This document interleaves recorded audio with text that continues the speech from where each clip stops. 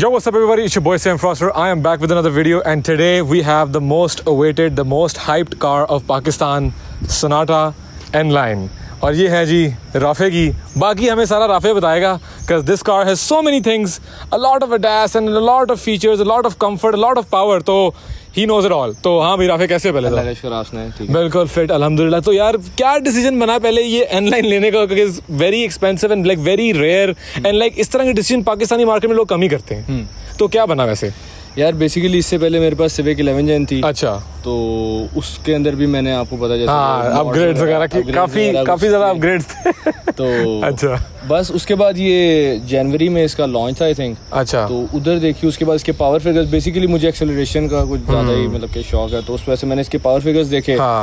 जो ये गाड़ी स्टॉक परफॉर्म कर रही थी वो बहुत इम्प्रेसिव था. I feel like this is one of the most powerful sedans locally assembled in Pakistan. Yes. Right now in Pakistan it's the most powerful sedan. It's the most powerful sedan. So by company stock. By company stock. तो इससे क्या figures हैं वैसे? Let's get to know that पहले ही. यार basically ये 290 HP produce कर रही है. अच्छा. और 311 न्यूटन मीटर ऑफ टॉर्क है. ठीक है. और 6.1 सेकंड में इसका 0 to 100 in 6.1 second. This is the fastest ever in any हमारी यहाँ पाकिस्तानी गाड़ी. कोई ऐसी गाड़ी नहीं आई. EVs करती हैं मगर EVs को हम कंपेयर नहीं करेंगे because EVs are not the tasteful of the cars. Alright, so let's get on with this review. He will tell us everything about it. We'll go on a drive and we will also compare it in a drag race with my Jolion HEV to show you कि यार इस गाड़ी की power कितनी ज़्यादा है. तो yes, let's get on with this review. Alright, so here we have the Sonata N-Line. This is the successor of the normal Sonata. ये मॉडल चेंज नहीं है, ये मॉडल वही है, शैसी वही है, फ्रेम वही है, but this is the highest top spec version. N-Line जो होता है, N-Line is basically the most powerful, the most spec'd out, कि इसमें सबसे ज़्यादा फीचर है सोनाटा में. एंड इसमें ज़मीन आसमान का फ़र्क है. Just the chassis is the same, बाकी suspension, seat, drive, engine totally change है. Everything is different and thanks to God Pakistan में ऐसा कभी भी नहीं हुआ कि पाकिस्तान में एक गाड़ी में हर चीज़ आए. Like this has everything. इसमें कोई हुंडई ने पार्ट्स रोके नहीं हैं, कोई फीचर्स नहीं काटे. Everything it has, from ventilated seats, ADAS के सारे features, from paddle shifters, power, launch control, हर चीज़ है इसके अंदर. तो yes, let's get on with this review. Okay, तो here is the actual power house, the heart of the car. 2.5 turbo engine that is a beast of a car, and use of space, engine bay की कितनी अच्छी है. Like it has a very long, Sonata has a very long front end and air intake वगैरह, इसका सारा कुछ amazing use of space, love it. इसकी ज़रा boot space देखते हैं चल के ज़रा कि डिग्गी कितनी है इसकी. and automatic tailgate. ओके, तो ये इसका गाड़ी लॉक करने का बटन है ना. सेंट्रल लॉकिंग पीछे उन्होंने बूट स्पेस में दी हुई है. And this is the automatic lock and reasonable amount of space. यार अच्छी खासी बड़ी है ये तो. स्वेट कर चल आवरिश मजाक. वो रेडी हो गया था वैसे. मैंने मेरे से दो आने जो बात है वैसे. फोल्डेबल सीट्स भी हैं इसके अंदर. ये राफी को मेरे ख्याल में अभी पता लग रहा है. मुझे नहीं पता, मैंने सिर्फ आगे बैठ. And then we have the very nice यार स्मूथ.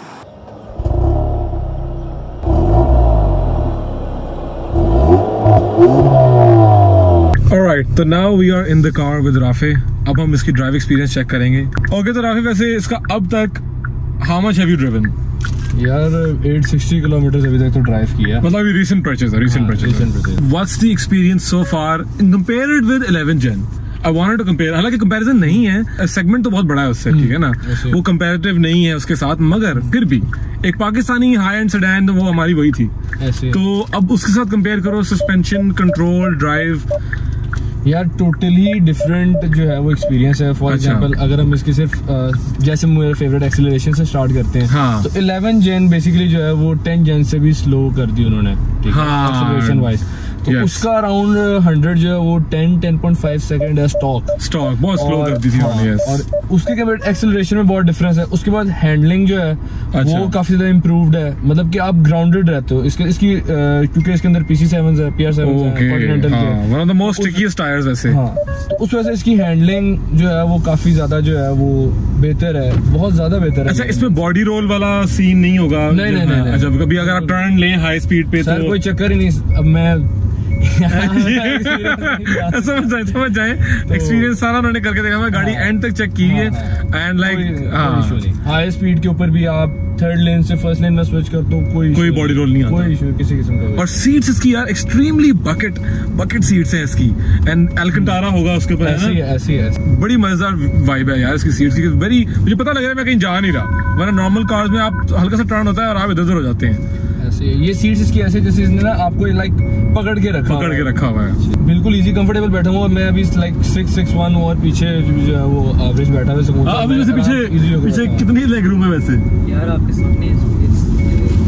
हाँ ये देखें पीछे जी, इतना गैप है पीछे। 5958 तो उस हिसाब से बहुत, मतलब अगर आप भी पीछे बैठ जाए ना तो फिर भी चलता ऑलरेडी काफी पीछे सीट कर, हाँ उसने हिसाब से लटाई हुई है सीट और फिर भी जगह है पीछे।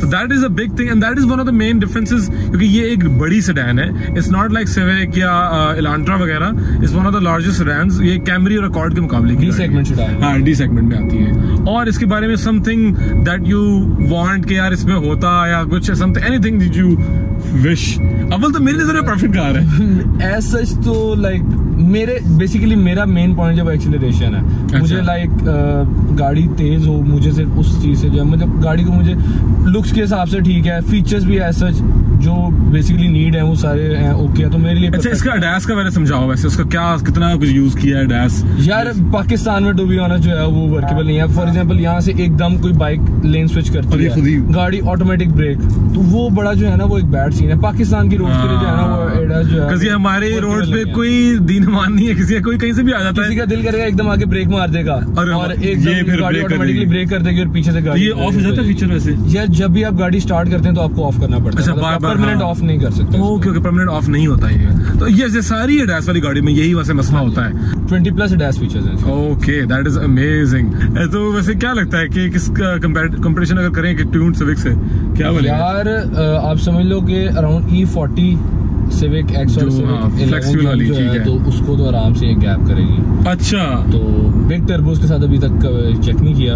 हाँ वार्गस वगैरह के साथ नहीं किया, लेकिन वार्गस और कोई भी बिग टर्बो है तो वो इससे ऑब्वियसली तेज है। हाँ ट्रू, एक तो पावर टू वेट रेशियो भी बड़ा काउंट करता है। उसका सिविक का वेट का एडवांटेज भी काफी ज्यादा है। उसके बाद सिविक एक्स बेसिकली जो है उसको एरोडायनामिक्स उसके बहुत इस तरह के डिजाइन है, तो वो गाड़ी जो है ना वो वेट की वजह से, इस गाड़ी को थोड़ा सा वेट की वजह से डिसएडवांटेज है, but it keeps up with that in terms of comfort. इसमें मेरे ख्याल में 11 स्पीकर बोस का साउंड सिस्टम आता है, amazing sound, like equalised base है हर जगह, and I am super impressed with that ना। तो वैसे साउंड का वैसे तो फुल मजा आ रहा होगा। बाकी इसका जरा थोड़ा सा पोल तो दो, जरा फील तो करें अभी जरा रोड भी क्लियर। हाँ व्हाई डोंट वी गो यार, अंदर साउंड कितना अच्छा आता है यार, अंदर साउंड तो फुल वो है, कहते हैं एक थोड़ा सा आर्टिफिशियल नेचुरल मिक्स साउंड आता है। ऐसे ही है बट अंदर से वो आपको पूरी जो है ना वो एक फील देता है, अंदर से तो नो डाउट फील देता है। अच्छा तो यार इसकी इंफोटेनमेंट स्क्रीन डिस्कस कर लेते हैं कि क्या सीन है इसका। जो बड़े एक स्टूडियो सिनेमा वाइब आई हुई है इसके अंदर, जो सारे किया टूसॉन वगैरह में आ रही है, तो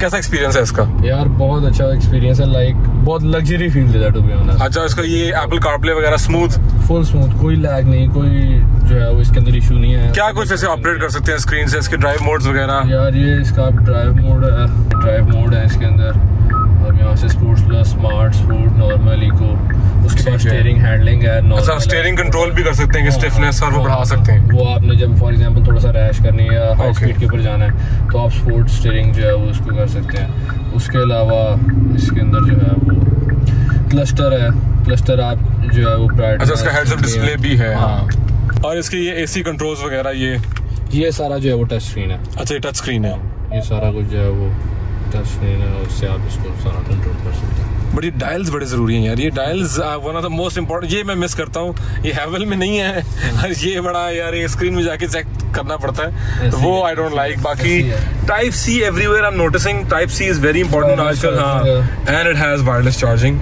और आई थिंक इसके वेंटिलेटेड सीट्स, हीटेड सीट्स भी होंगी। हीटेड वेंटिलेटेड कूलिंग हीट दोनों है, और हीटेड स्टीयरिंग भी है। हीटेड स्टीयरिंग भी है। ओके और इसका गियर लीवर उधर होगा, गियर लीवर इसका यहाँ पे।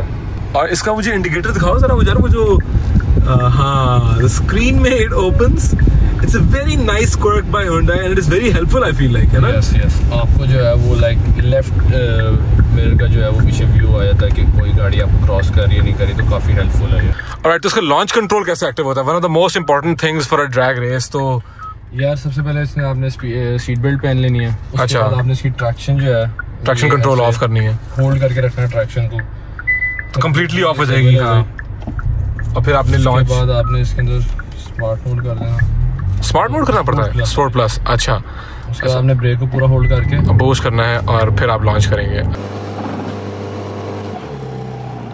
अच्छा,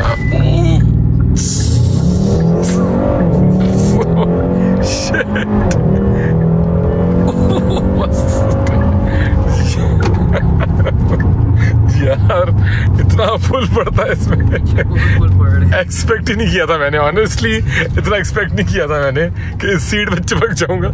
इसका एवरेज वाला क्या सीन है? यार फ्यूल एवरेज लाइट फुट पे इसके अराउंड 11 तक है। 11 तक है, मतलब इन सिटी? हाँ, इन city with AC. With AC full light foot से चलाते हैं तो यार more than enough. It's such a big car and so much comfort and आपको एक बड़ी लग्जरी वाइब मिल रही है इसके अंदर। आई थिंक 11 तो हमारी नॉर्मल गाड़ियां करती हैं, एलांट्रा वगैरह भी जो मेरी थी 2.0 जो थी वो भी इतनी करती थी विद इन सिटी, तो I think this is more than enough. आप अगर बिल्कुल कंट्रोल करके चलाएं। और लॉन्ग पे ऐसे कोई है एक्सपीरियंस? कोई लॉन्ग पे अभी तक एक्सपीरियंस नहीं है। रिंग रोड पे बेसिकली अगर हम 100 पे क्रूज करें तो उसमें क्या होती है? 12-13 तक आराम से चली जाती है with AC. If you were given the amount again to buy something in that budget, what would you choose in Pakistan? Right now जो हमारे पास ऑप्शन है उसमें इससे ऊपर इस प्राइस ब्रैकेट में मेरा निकल। हाँ, कन्वर्टेड गाड़ियाँ आती हैं। फॉर एग्जांपल अगर आपने C63 लेनी है, उसके बाद C63 से कम्पीट करेगी? ऑब्वियसली वो डिफरेंट लीग है, वो 6.2 V8 इंजन है, तो उसका इससे कंपटीशन नहीं है। बट 0 मीटर बाय फैक्ट्री अगर हम गाड़ियाँ देखें तो उसमें आई डोंट थिंक सो कि इस प्राइस बजट में लोकल सेडान के अंदर कोई भी ऑप्शन है इससे बेहतर। Would you recommend this to others? Yes obviously, like मेरे ख्याल में इट्स वर्थ मनी है। लाइक आपका जो आप इतनी लाइक 17.8 मिलियन आप इन्वेस्ट कर रहे हैं। पता आपको ये ऑन रोड गाड़ी आफ्टर रजिस्ट्रेशन कितने की पड़ी? 17.8 मिलियन। 17.8 मिलियन की पड़ी है, ठीक है। 78। सस्पेंशन क्या सीन है? सस्पेंशन भी ठीक है, अच्छी है। लाइक हार्ड नहीं, सॉफ्ट है, बट वो बहुत ज्यादा जो कहते हैं ना स्टिफ है गाड़ी। लाइक इसकी ग्राउंड क्लियरेंस कम है। हाँ, स्टिफ होनी चाहिए होती नहीं। आई थिंक ये नॉर्मल सोनाटा से भी थोड़ी लोअर्ड है। यस, इसलिए आपको फील नहीं करती लाइक आप किसी भी स्पीड ब्रेकर या खड्डे के ऊपर से गाड़ी। और इसमें 19 इंच के रिम्स आ रहे हैं स्टॉक। 19 और सोनाटा में 18 के आते हैं। इसमें जो नॉर्मल सोनाटा है जो बेस वेरिएंट है इसमें आते हैं 19 के। सीट्स असल में इसकी बहुत बड़ा फैक्टर है। एक तो सीट्स ठंडी इतनी कर रही हैं यार, I swear to God this is one of the most unique ventilated seats I have ever sat in, कि it's up till my shoulders, like मेरे शोल्डर्स तक वो ठंडी हवा आ रही है and it's a very unique.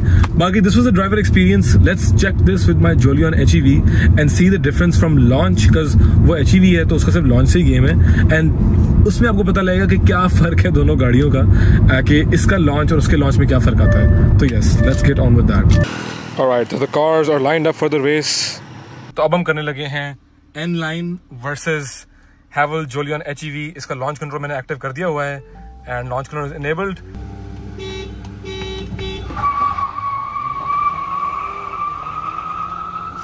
दोनों का व्हील स्पिन नहीं खत्म हो रहा और ये गई Sonata.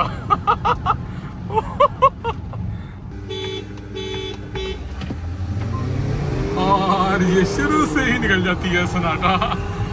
Damn. That's how fast this car is. Alright, so that's it guys for the video. I hope you enjoyed it. This is me, Sam Foster. SLS, you know what that means. Subscribe, like, share, and I'll see you in the next video. Comment down below what you want to see next. It could be anything. Baki, thanks to Rafe yaar. Thank you so much bro. Full गर्मी में आप निकले हमारे लिए और हम भी बाहर निकले आप लोगों के लिए, तो सब्सक्राइब करो जाके, ठीक है ना? अच्छा, एक सरप्राइज वैसे दे दूं लोगों को? अभी एक सरप्राइज है इस गाड़ी के बारे में, बट अभी जरा लेट्स वेट। इंशाल्लाह राइट टाइम पे जरूर बताएंगे। इसका जरा बेस्ट ऑफ द बेस्ट निकालेंगे, because it's a performance car. It's meant to be used that way. This guy is gonna do it all. So let's see in the next video.